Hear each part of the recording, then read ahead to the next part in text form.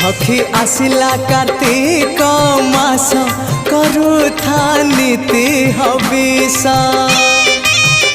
bug